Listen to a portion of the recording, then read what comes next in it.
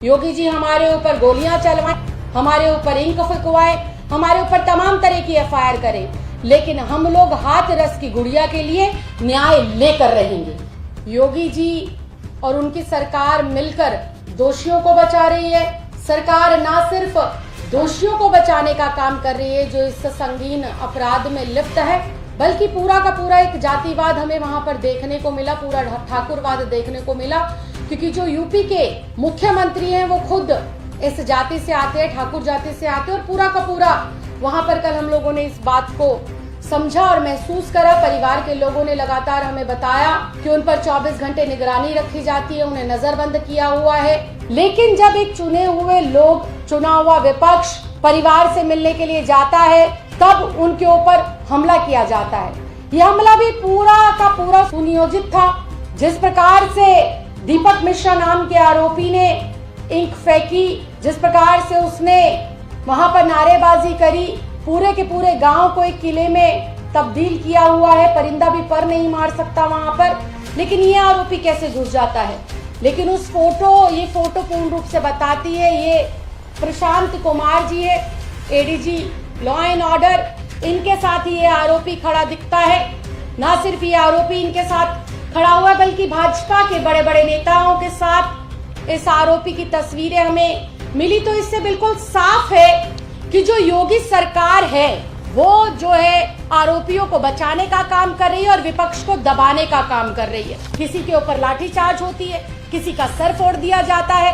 विपक्ष के लोगों के ऊपर 14 एफआईआर, जो बलात्कारियों के लिए फांसी की सजा मांग रहे हैं, पीड़िता के लिए न्याय की बात कर रहे हैं, उनके ऊपर आप लोग 14 एफआईआर करते हैं। और कल तो बिल्कुल ही अति हो गई।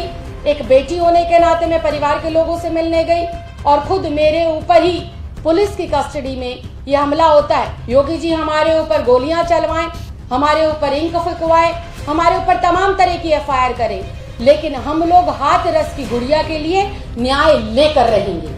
सबसे शर्मिंदगी की बात यह है कि योगी सरकार और प्रशासन कहता है कि पीड़िता के साथ बलात्कार हुआ ही नहीं है। ये विपक्ष झूठ बोल रहा है। अगर विपक्ष झूठ बोल रहा है तो अलीगढ़ का मेडिकल जो कॉलेज है, अलीगढ़ का जो अस्पताल है, जिसके अंदर पीड़िता लगभग हफ्ते से 10 दिन तक रही, उसकी पहली प्राथमिक रिपोर्ट में पूर्ण रूप से ये साबित हुआ है कि उस लड़की के साथ बलात्कार हुआ है। तो 22 सितंबर की ये रिपोर्ट कहती है कि हाथरस की गुड़िया के साथ गैंगरेप हुआ था।